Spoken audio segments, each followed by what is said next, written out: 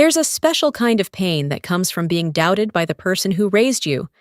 Not anger, not shock, just that hollow ache of realizing love was never the same thing as respect. For years, I kept my head down, did everything right, hoping one day he'd look at me and see more than a disappointment. But in that courtroom, when my father rose from his seat, pointed straight at me, and told the judge, "She's lying, she never served," I felt something end. It wasn't our relationship. That had been dying for years. It was my silence. Because in that moment, I knew the daughter he thought he could break was gone, and the man who taught me about honor was about to learn what it really means. I never thought the first voice to accuse me would come from the man who taught me to speak. The courtroom in El Paso County felt colder than it should have been, the kind of cold that didn't come from the air conditioning, but from the people sitting too still, waiting for something cruel to happen. The wooden benches creaked under the weight of small-town curiosity. Every eye turned toward the front, where my father, Marvin Thompson, stood. Chin high, shoulders squared, like he was back in church about to deliver a truth he believed belonged to him. He pointed at me. His voice didn't shake. She never served a single day in the Air Force. She faked it. Each word hit with the precision of a hammer. The attorney beside him, once a family friend who used to eat at our kitchen table, nodded like he'd just heard scripture. The judge glanced down at the file before him. Expression unreadable. I didn't move. My hands stayed clasped around the silver ring engraved with two small wings, the same one I'd worn for years as a reminder of something simple and clean.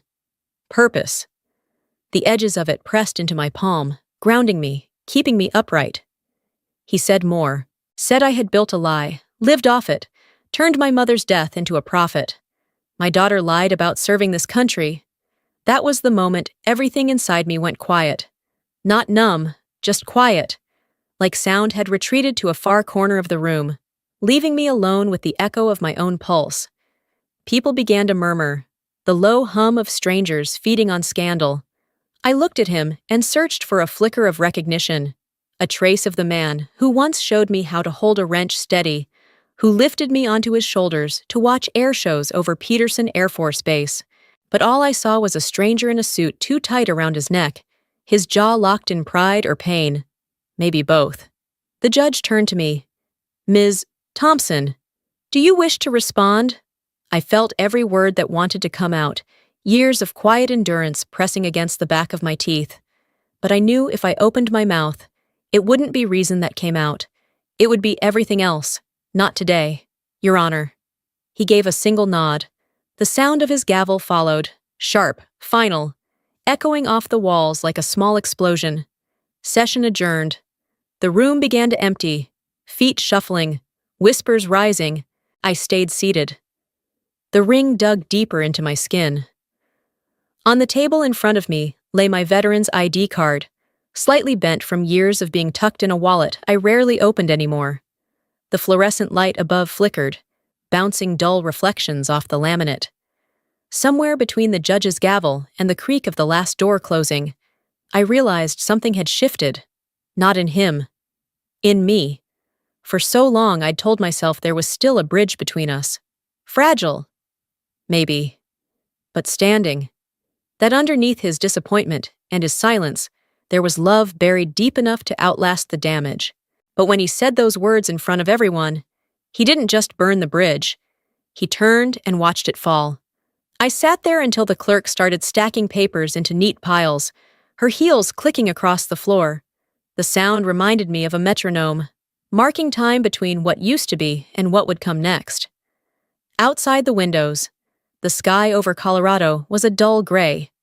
A single beam of sunlight cut through and landed on the metal emblem of my ring. For a second it glowed.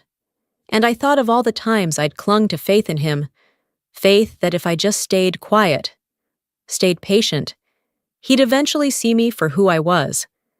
Now I saw what that patience had cost. When the bailiff called my name, I stood, smoothed my jacket, and forced my legs to move. The sound of my boots against the tile was the only thing keeping me from collapsing. As I reached the doorway, I turned once more. My father was still there, packing his papers with the attorney, not looking at me, not even by accident. I waited for him to glance up. He didn't. That was the moment the weight of years settled. All the small cuts of his disapproval, the quiet dismissals, the way he'd never asked how I'd survived the things I had, each one adding up until now, when he finally turned those private doubts into public accusation. The air in the courtroom still smelled of dust and old varnish. Somewhere above me, the ceiling fan turned slow, stirring the same stale air I'd been breathing since childhood. How did we get here? The thought came unbidden, rising like a whisper I couldn't silence. No answer. Only the echo of that question stretching out in my mind. I walked outside into the thin mountain air, the chill biting harder than I remembered. For the first time in years, I didn't feel the pull to explain myself, to fix it, to make him understand. I'd spent too long believing silence was the way to survive him.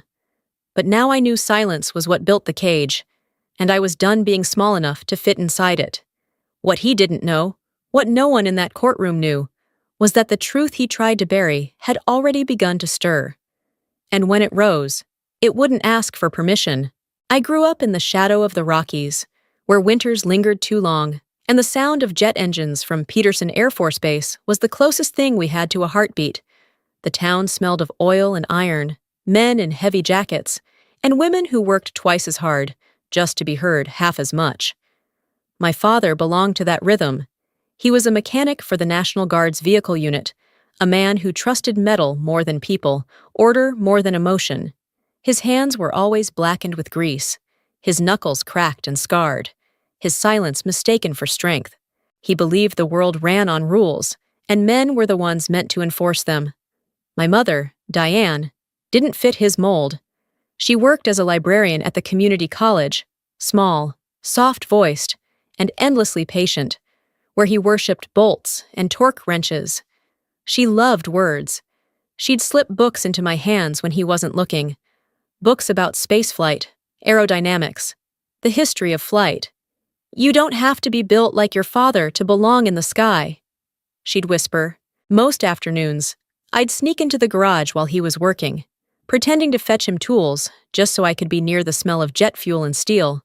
I'd trace my fingers over the open guts of an engine he was rebuilding, fascinated by the way it all connected. He'd glance up, wipe his hands on a rag, and smirk. "You'll break your nails, not fix the world." I didn't answer. I learned early that silence made him more uncomfortable than defiance. But those 5 words, half insult, half prophecy, lit something in me. At 19, I enlisted, not out of rebellion, not even out of patriotism. It was the only language I had left to prove him wrong. The day I left, I stood on the porch with my duffel bag, waiting for him to come out, to say something, anything. He never did. The door stayed closed. Mom drove me to the bus station. She wore her Sunday sweater, her face pale but proud. When the drill sergeants called our names one by one, I turned back and saw her holding a small bouquet. Carnations, half wilted, bought from the gas station on the way there. She waved it like it was a flag. I waved back and swallowed the lump in my throat. Boot camp stripped everything from me. Comfort, sleep, excuses. I was one of 3 women in my unit. The air smelled of sweat and diesel, and every command was barked as if the volume itself could measure my worth. But I learned quickly. Learned how to move faster, speak less, listen more. How to take up space without apologizing for it. When they sent me to radar operations, I found my rhythm, the hum of machines, the hiss of static, the voice on the other end of the comms. That was my world. Numbers, coordinates, flight paths. It wasn't glamorous, but it mattered. You learned to trust your instruments more than your instincts. Then came Guam. A Category 5 typhoon tore through the island like a monster with no name. The runways flooded. Comms went down. Aircraft were scattered in the sky, searching for somewhere to land. The power flickered, then died completely, and we switched to backup generators. For 18 straight hours, I manned the console, soaked in sweat and fear, guiding cargo planes toward strips of concrete that were barely holding together.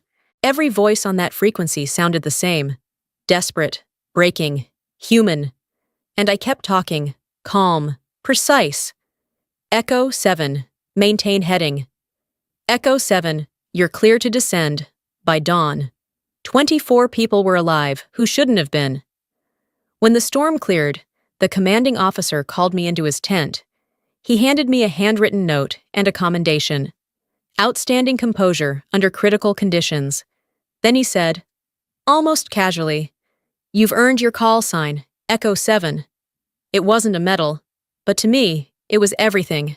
Months later, when my tour ended, I flew home with that note folded in my pocket and the feeling, foolish, maybe, that my father would finally see me as more than a girl playing with tools.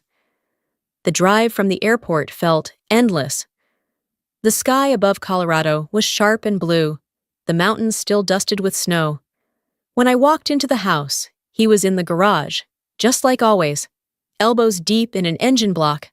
I stood there a moment before setting the small silver pin, the one that bore my call sign, on the workbench beside him. He looked at it, then at me. You fixed planes, not people, he said flatly. Don't call yourself a veteran. I remember laughing, but it wasn't humor, it was disbelief. I'd spent years chasing his approval, and he dismantled it in a single breath. Like another broken part he didn't have the patience to repair. I picked up the pin, slipped it back into my pocket, and told myself I didn't care. But the truth is, I did. Every word he said that day lived under my skin. In that moment, something small and sacred inside me began to fracture. Because in his world, service only counted if you came home bloodied. If you hadn't fought on the front lines, you hadn't fought at all. And in his mind, women didn't belong anywhere near the fight. I carried his words with me like shrapnel, not visible, not fatal, just deep enough to remind me every day that no matter how hard I tried, he'd never see me as enough. I didn't know it then, but that mission, Echo 7, was classified.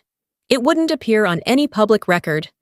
The commendation letter, the logs, the tapes, all sealed away under Department of Defense clearance, which meant one day, when someone tried to erase me, they'd find the perfect opening, and my father, the man who once said he believed in honor above all else, would be the first to take it. 8 years of service ended with a handshake, a folded flag, and a certificate that said honorable discharge. It was supposed to mean I'd done enough, that I could come home and build something steady. I found a small apartment near Colorado Springs and started teaching aircraft maintenance at the community college. My students were mostly kids who'd grown up around engines the way I had. Sons of mechanics, daughters of airmen, all chasing a version of flight they could touch with their hands. Life was quiet, predictable. I learned how to fill silence with work, how to smile just enough to pass for content. For a while, I believed that was enough. Until the phone call that shattered it. Mom was gone. Lung cancer. It didn't feel real until I saw the snow. The day of the funeral. Colorado was covered in white, a kind of cruel purity that made everything look untouched, even grief. People from the library came, neighbors too, but all I could see was her chair by the casket, empty. My father didn't speak the entire service.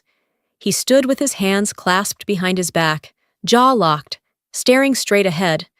When the pastor invited us to say something, I thought maybe, just maybe, he'd tell a story. One of those small ones only a husband could. He didn't. When it was my turn, I could barely manage a sentence. She taught me how to read the sky, I said, and then stopped, because my voice broke. After the burial, everyone went back to their cars. He didn't look at me, didn't even nod. The silence that had always lived between us now felt permanent, like cement drying around everything we'd never said. Weeks passed in a blur of paperwork. One afternoon, the family lawyer called me into his office. The heater buzzed weakly against the winter chill as he handed me the will. Mom had left the house and a modest savings account. My name was on both. She'd opened that account years earlier when I first joined the service. Every month, I sent money home for her treatments, and every month she refused to spend a cent until she was gone. I didn't know whether to cry or curse her for saving it.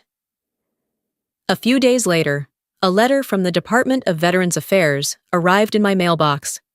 Caregiver benefit approval. A small stipend granted to service members who had cared for a terminally ill family member. It wasn't much, but it felt like acknowledgement, the kind that didn't come from medals or applause. That evening, I placed the letter on the kitchen table. The paper was still crisp, the ink sharp. I left it there for my father to read when he stopped by. I thought maybe he'd be proud that something I'd done, something from my years of service, had helped take care of Mom. He came over an hour later, boots tracking snow onto the tile. I told him about the VA letter, about what it meant. He listened in silence, jaw tightening, eyes scanning the page. Then he slammed his hand on the table, grabbed the letter, and threw it onto the floor. "So that's what you do now?" he said, his voice rough. "Use your service to collect checks from your dead mother?" The words hit harder than any command I'd ever taken. I bent down, picked up the paper. It was torn slightly at the edge, a corner smudged with grease from his hand. I tried to speak, to explain, but my throat closed around the words. He walked out without looking back. The front door slammed, and the sound echoed through the kitchen like a verdict.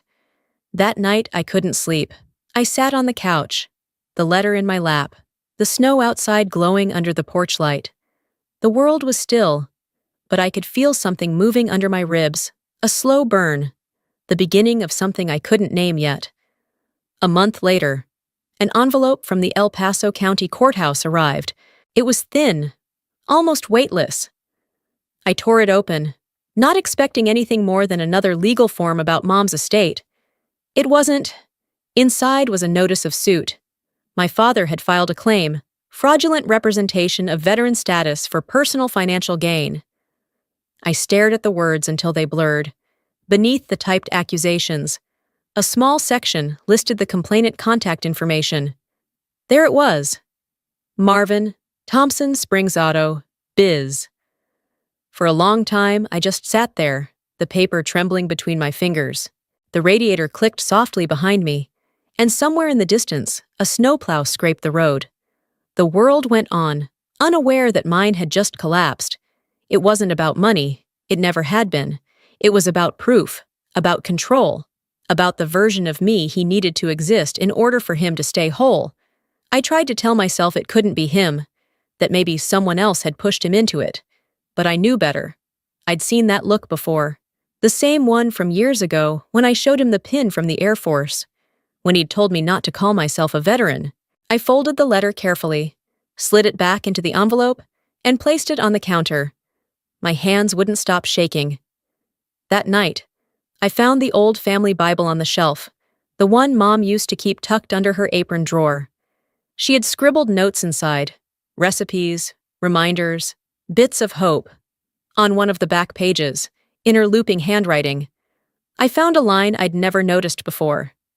Be kind, even when it costs you. I closed the book, pressed it against my chest, and realized how much that kindness had cost her. How much it was costing me now. I thought of my father sitting somewhere across town, probably at the same kitchen table, the same silence between us, convincing himself he was right, that he was protecting her memory, or punishing me for something he couldn't forgive himself for. I wanted to hate him, I really did, but hate requires space, and I didn't have any left. All I had was disbelief that a man could tear down his own blood just to keep his pride standing. I went to the window, looked out at the snow still falling under the streetlight, and whispered to no one, "You've already taken enough. Dad, don't take this too." But deep down, I knew he already had. And what neither of us realized yet was that this, that single act of betrayal, would be the thing that changed everything. It wasn't the disease that killed my mother that broke our family apart. It was the silence that followed her, the kind that waits years for its turn to destroy something else. I thought I had learned to live with doubt. It was something I'd carried since childhood, quiet, invisible, like background noise. But nothing prepares you for the kind of silence that comes from a system erasing your life one line at a time.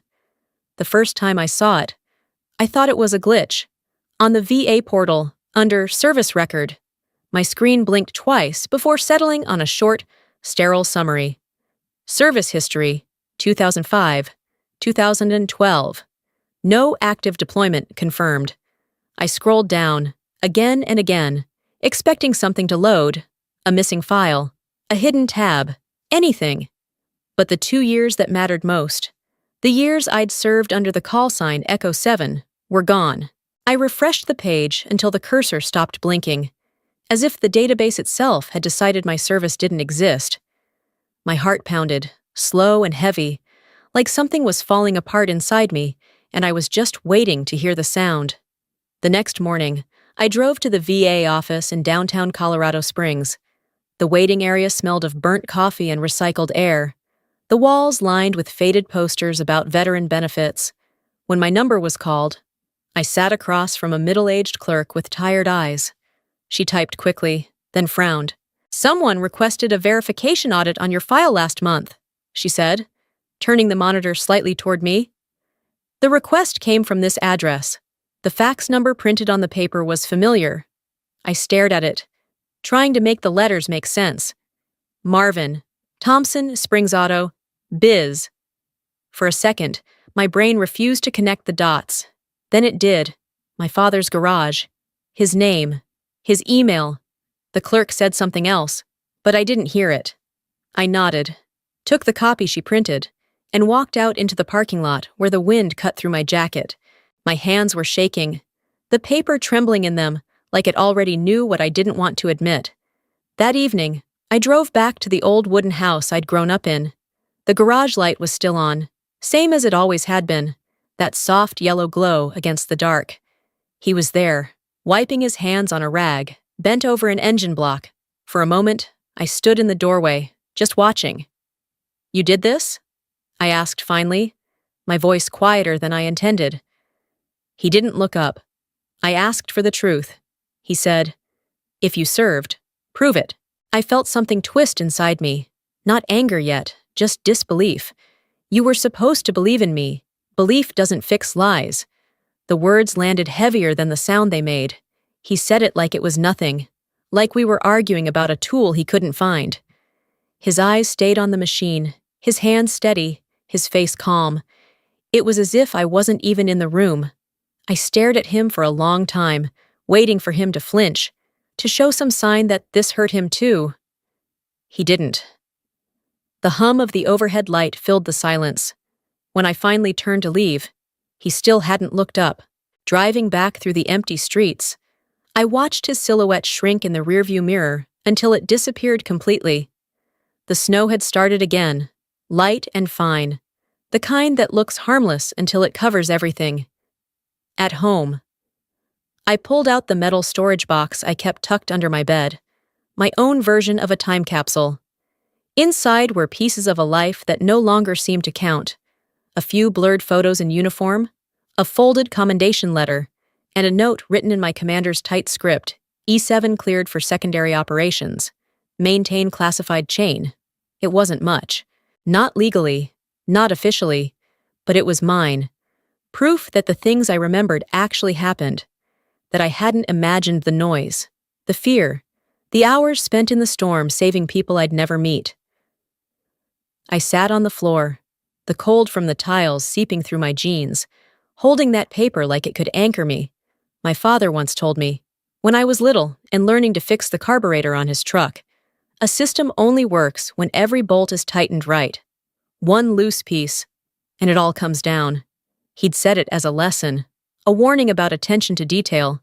But now, sitting there with his name printed on the fax that stripped me of my record, I understood what he really meant. He hadn't just loosened a bolt. He'd pulled it clean out. It wasn't enough for him to question my service. He needed to dismantle it, to take apart every piece of who I'd become until nothing was left that could threaten his version of himself.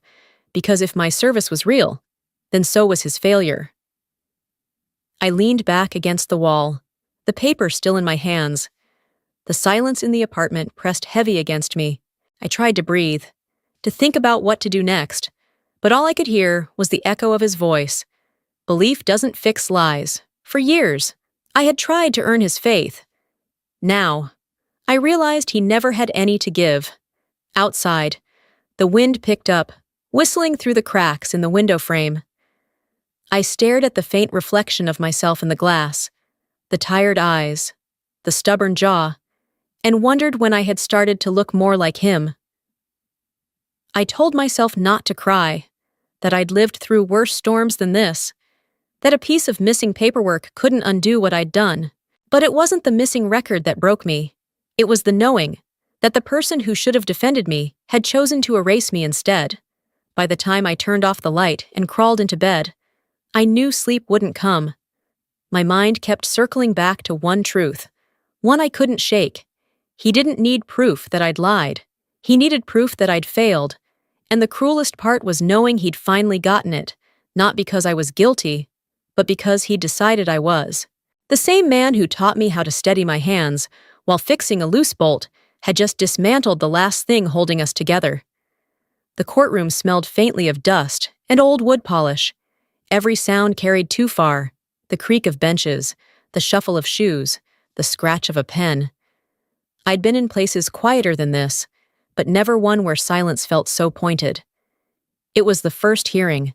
My father sat only a few feet away, not once looking in my direction. The attorney beside him, the same man who'd toasted my acceptance into the Air Force all those years ago, now flipped through his notes with surgical calm. When he stood, his voice was smooth, confident, practiced. "Your Honor," he said, presenting a folder of documents. "My client's daughter claims to have served, but the official record shows no active deployment. She fabricated a commendation letter to support a false claim of service." The words hung in the air like smoke. The gallery murmured. A few people leaned forward. I could hear my own pulse in my ears. I rose slowly, my voice steadier than my heart. "I can't present the deployment logs. They're sealed under Department of Defense classification." For a moment, the judge just looked at me, his brow furrowed. My father gave a small, humorless laugh, barely audible, but sharp enough to slice through the quiet. "How convenient," he muttered. I gripped the edge of the table so hard my knuckles burned. Every instinct screamed at me to shout, to tell them what that mission cost, to remind him that I'd spent 18 sleepless hours keeping men alive in a typhoon while he was home changing spark plugs. But the courtroom wasn't a place for emotion. It was a place for proof. And mine was locked behind a wall of secrecy. My attorney requested a delay, a chance to call a witness, Colonel Marcus Avery, my former commanding officer. The judge approved the motion. The next hearing was set for 2 weeks later. When I'd left the Air Force, Avery had shaken my hand and said, "If you ever need me, I'll show up." It was a simple promise, and I'd believed him. But the subpoena we sent was returned unsigned. No forwarding address, no message, nothing. The night before the next hearing, I barely slept. I dreamed of static, the kind that hums through a radio before a voice cuts through. "Echo 7, do you copy?" I heard myself answer, calm and automatic, "Copy that." Then came his voice, steady, commanding, a memory more than a sound. "Hold your line." I woke up with my heart racing and rain tapping hard against the window.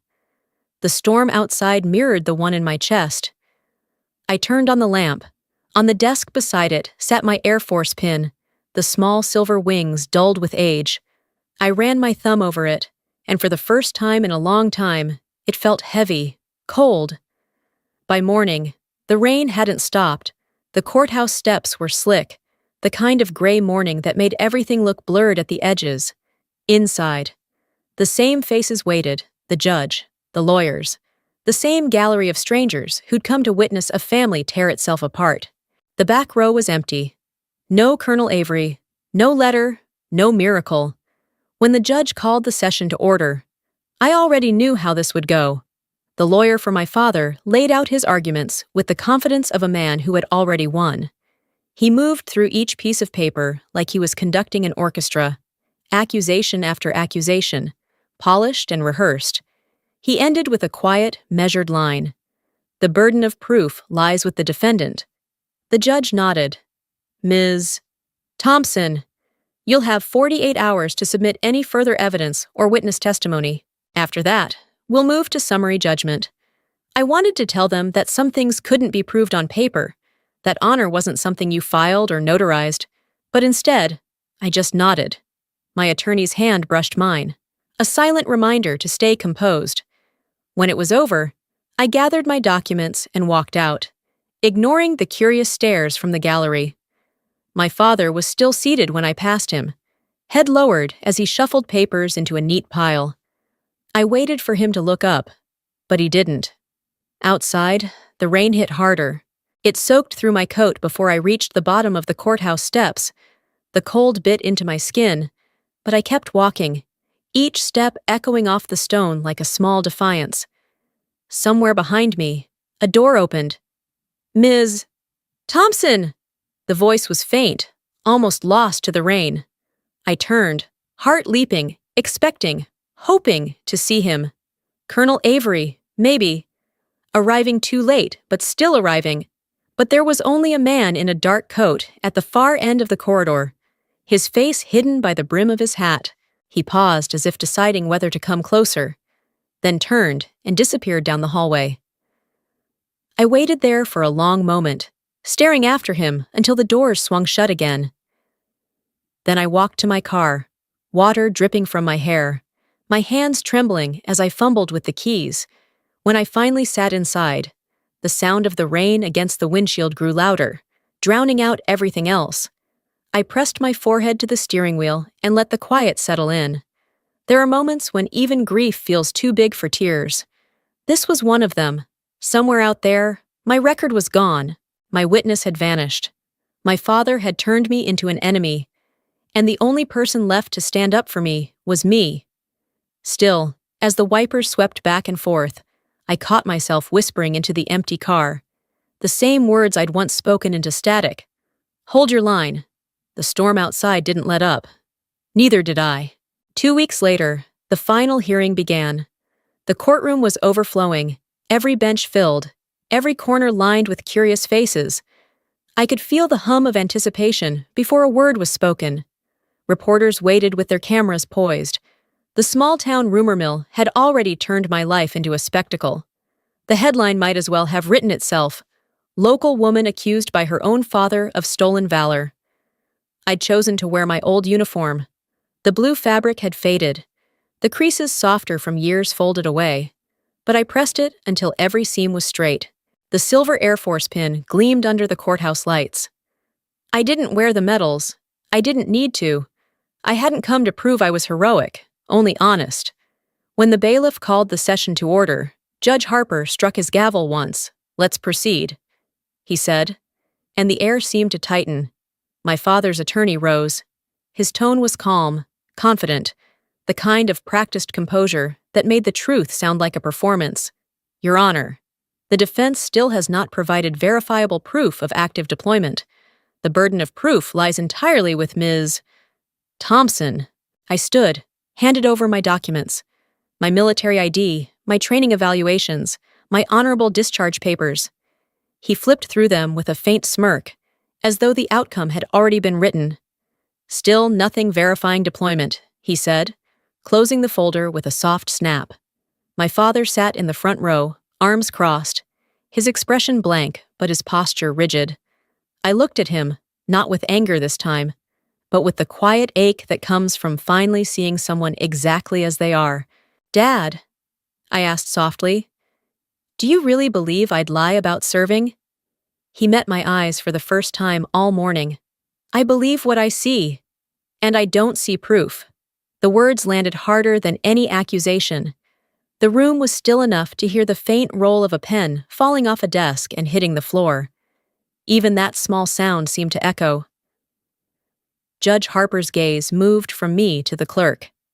"If there are no additional witnesses—" The door at the back of the courtroom creaked open. A man's voice broke through, deep and steady. "Your Honor, permission to speak as an expert witness." Every head turned. A tall figure stepped forward from the crowd, broad shoulders, hair silvered at the temples, the unmistakable bearing of someone who'd spent decades in uniform. He carried a leather briefcase and a quiet authority that made the whispers die on their own. The judge raised a brow. "Colonel, you weren't listed as a witness." The man approached the stand, producing an ID card from his jacket. "Colonel Marcus Avery, United States Air Force, retired." For a moment, I forgot how to breathe. I hadn't seen him in years, not since Guam, not since the night we'd saved those aircraft from the storm. "No, sir," he continued. "I wasn't listed, but I bring evidence the court has not seen." My father stood abruptly. "This is absurd. He has no right." Judge Harper's gavel came down hard. "Mr. Thompson, sit down, or I'll have you removed." The energy in the room shifted. Doubt gave way to tension, and tension to a sharp, almost tangible hope. Colonel Avery opened his briefcase and drew out a thick folder bound with a red cover, stamped with a single bold heading, "Classified Release, Pacific Haven." He laid it carefully on the judge's bench. Sergeant Briella Thompson, call sign Echo 7, was deployed under Operation Pacific Haven, a humanitarian relief mission classified under Department of Defense protection until this year. For a second, I couldn't move. My mind replayed the storm, the frantic radio calls, the faces I never forgot. It all came rushing back. The 18 hours that had defined me, now reduced to a single document no one had been allowed to see until now. The gallery erupted in whispers. My father's attorney scrambled to recover, his voice higher than before. "We need verification of authenticity." Colonel Avery nodded once, unfazed. "Here is the signed commendation letter, original copy, and a handwritten note from the mission commander confirming her actions."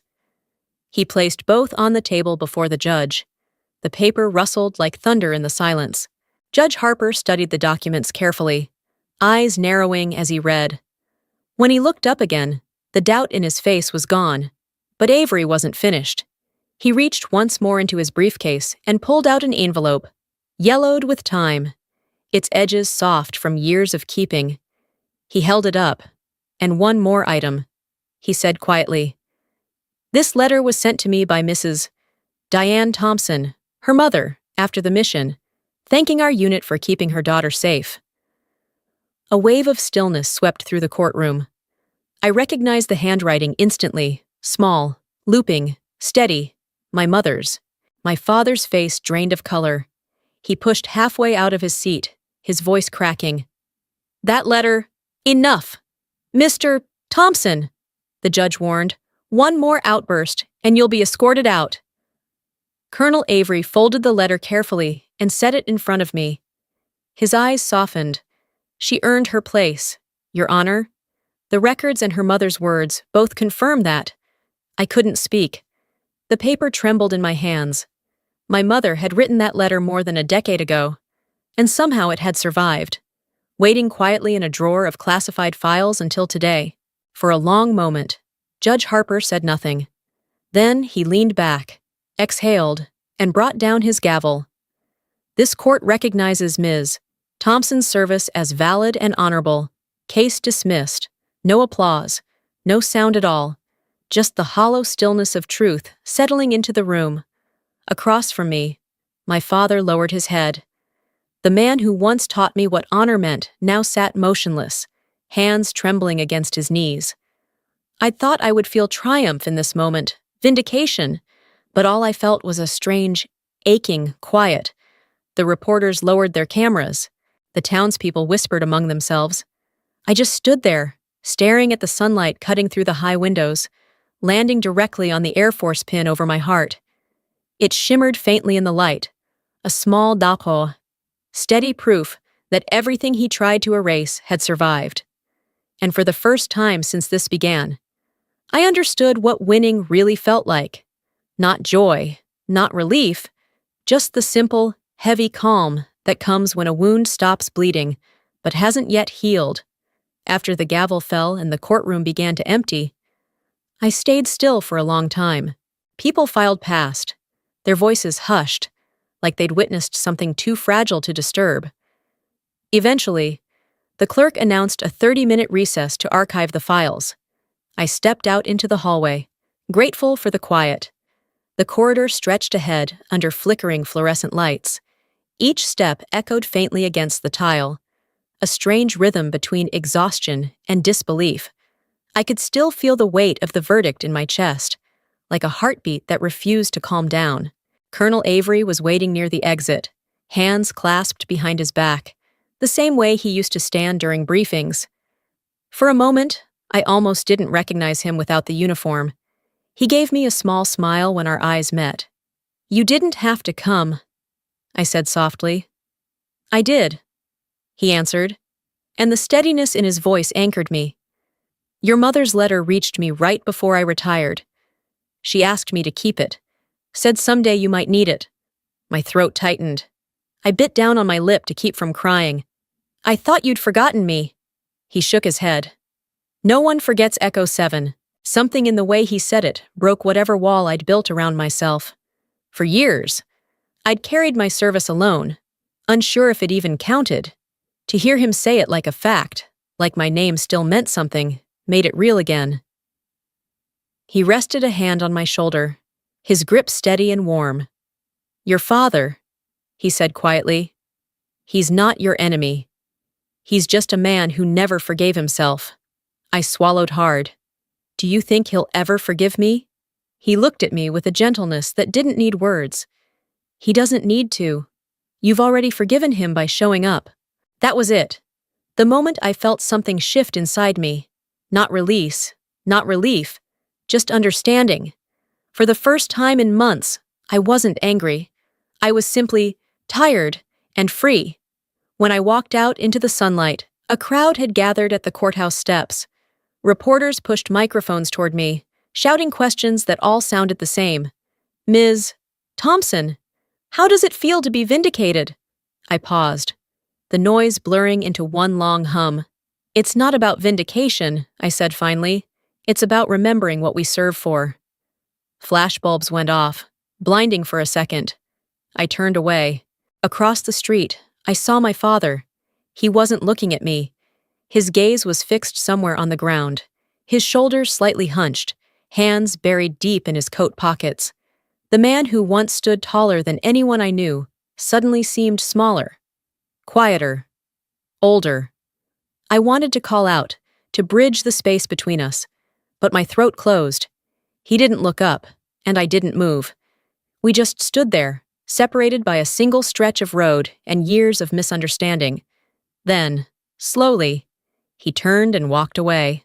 I watched him disappear into the afternoon crowd, his figure blending into the motion of strangers. We were heading in opposite directions now, but for the first time, I knew we were both carrying the same thing, the letter that had outlived everything else, her words, her faith, her love strong enough to outlast silence, and that, somehow, was enough. The rain started as a whisper, the kind that barely leaves a mark on your coat until you realize you're soaked.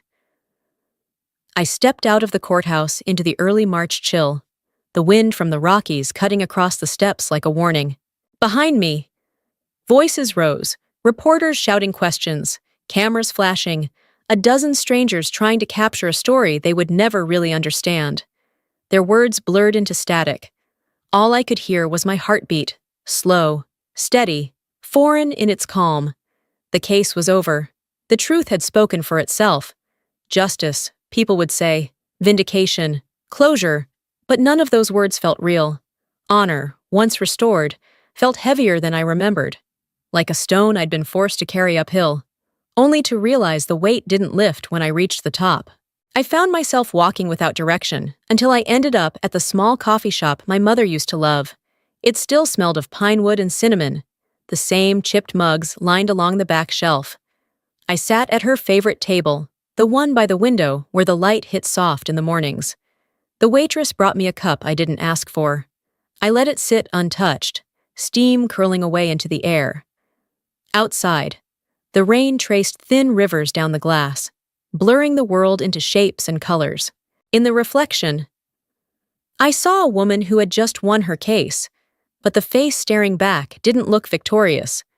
I thought about my father, how he'd sat through the verdict, rigid, silent, unflinching, As if staying still might keep his pride from collapsing, he never looked at me once. And suddenly I remembered another day, years ago, standing with him at the county air show. I couldn't have been more than 12. He'd pointed up at the sky, at a formation of jets carving white trails through the blue, and said, "See that? That's what real service looks like." Back then, I thought I understood what he meant. Now, I wasn't so sure, because I had been there, inside that sky. I'd lived in the roar and the radio silence, in the space between fear and duty. I had served, and somehow, it still wasn't real enough for him. My phone buzzed against the table. I stared at the screen for a moment before answering. "It's Dean." My brother's voice trembled, and even before he said the words, I knew. "Dad's not well. His heart's acting up again. He hasn't said a word since the trial." I pressed my thumb to the edge of the cup, watching the ripples in the dark coffee stilling. The sound of the rain filled the silence between us. "He keeps staring at Mom's picture," Dean added quietly. "Maybe you should come." For a moment, I couldn't breathe. It wasn't anger anymore that filled me. It was something colder, heavier, shaped like grief, but not quite the same. "All right," I said finally. "I'll come." When the call ended, I sat there for a long time, my hand still holding the phone. I watched the traffic lights reflect off the wet pavement, red and white streaks cutting through the gray. On the table beside me, my Air Force pin caught the glow from a passing car. The metal sparkled for a brief second, bright, sharp, almost beautiful, then faded back into shadow. That light felt like the truth itself. Fleeting, hard-won, but too cold to warm you once it's yours. I left the coffee untouched. Outside, the rain had slowed to a drizzle. I pulled my coat tighter and started walking toward my car, the sound of my boots echoing against the wet pavement. Somewhere in the distance, thunder rolled low against the mountains. Justice had been served, yes, but justice had nothing to say about love. And as I drove into the gray horizon, the road winding toward the house I swore I'd never go back to, I realized something I hadn't dared admit until then. Sometimes, victory doesn't bring silence because it's peaceful. It brings silence because there's nothing left to say. By the time I reached his house, the rain had stopped. The night air carried that cold, clean smell that always comes after a storm. Like the world had been rinsed but not renewed. The porch light was still on, flickering weakly, throwing pale shadows across the familiar front steps. I stood there for a moment, hand hovering over the door, before pushing it open. Inside, the air was thick with quiet. The kind of quiet that isn't peaceful, just heavy. I could hear the soft tick of the clock on the wall, every second stretching a little too long. My father sat in his worn armchair, facing the dark television screen. The light from a single lamp caught the silver in his hair, but his eyes looked somewhere else entirely. Next to him, on the coffee table, an old file box sat open, papers spilling out like ghosts. He didn't look up when I stepped inside. For a while, I didn't speak either.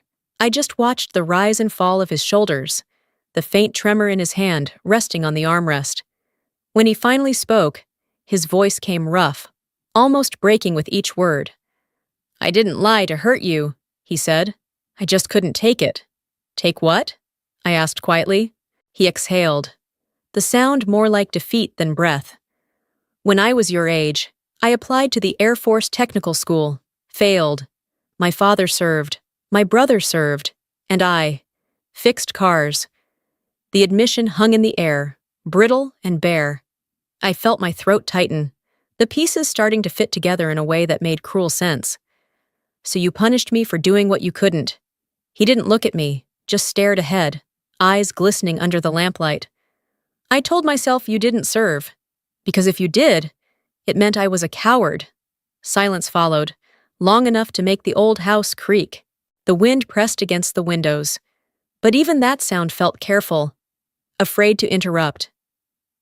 "You hurt me, Dad," I said finally. my voice trembling more than I wanted it to. But I get it now. You weren't trying to erase me. You were trying to erase your failure. For the first time, his eyes met mine, red, wet, unguarded.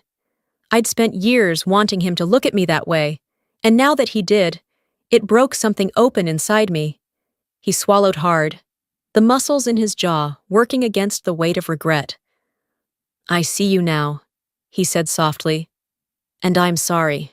He reached for the file box beside him, pulling out a photograph.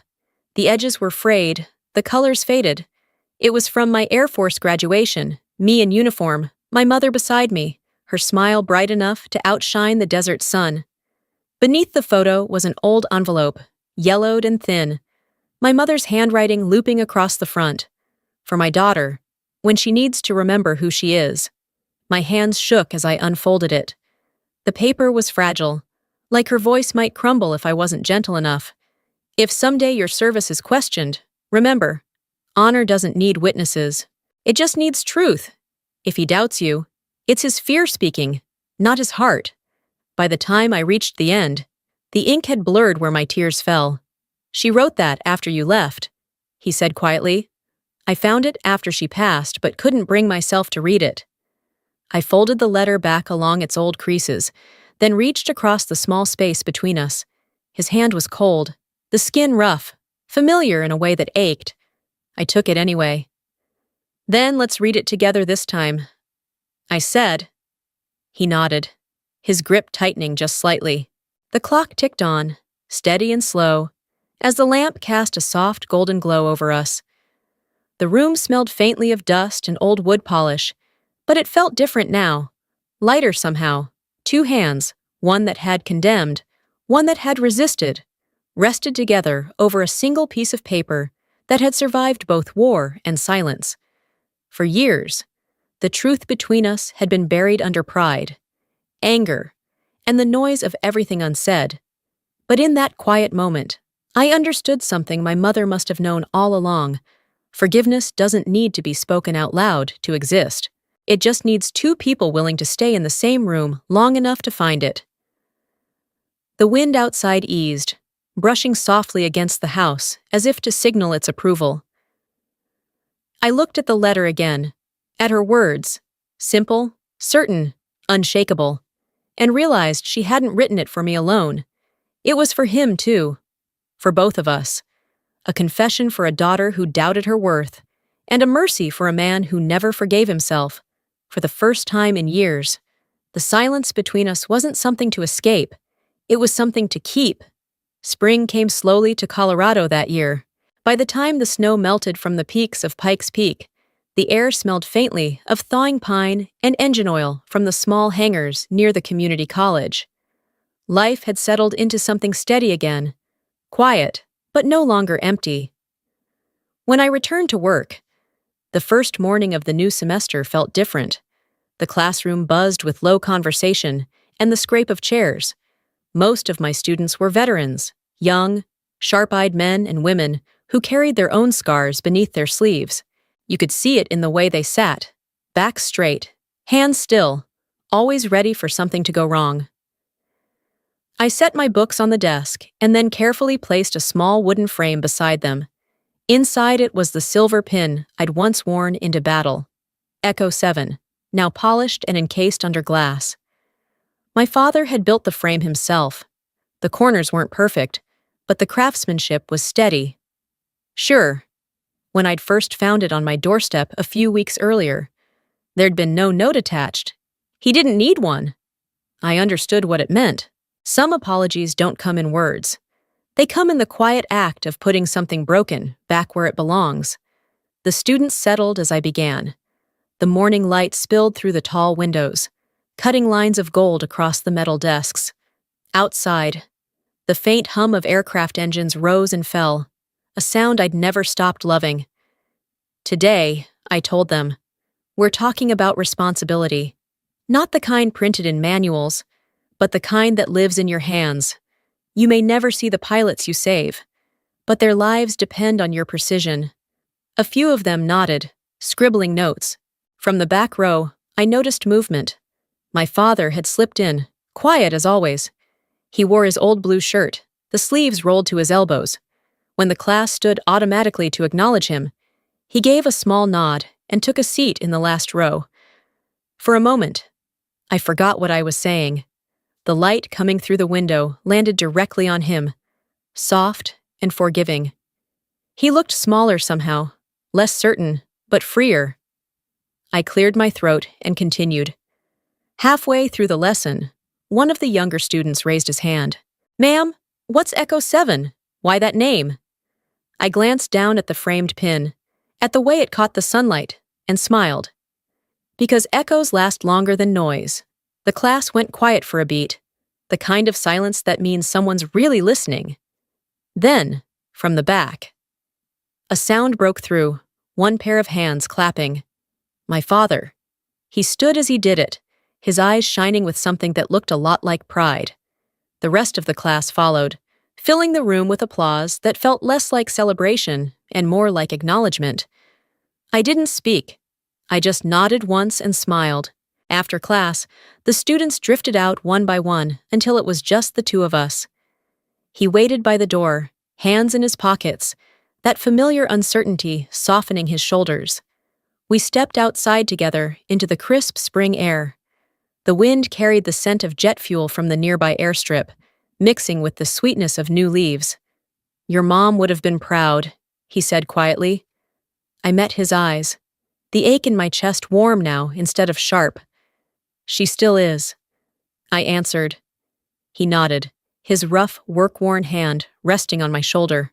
The gesture was simple, but it held the weight of every apology he'd never spoken. We stood there for a while, neither of us needing to fill the silence. The trees swayed gently in the wind, and somewhere above, a plane cut across the sky, leaving a pale trail that faded slowly into blue. It struck me then how some things, honor, love, forgiveness, don't vanish when time moves on. They echo, and for the first time in years, the echo didn't hurt. It sang. Thank you for listening to this story until the end. Hopefully every moment in the story has touched your heart, brought you some reflection, some emotion, and hope. Thank you for taking the time to experience it with us, and hope that each next story will always accompany you on your life journey.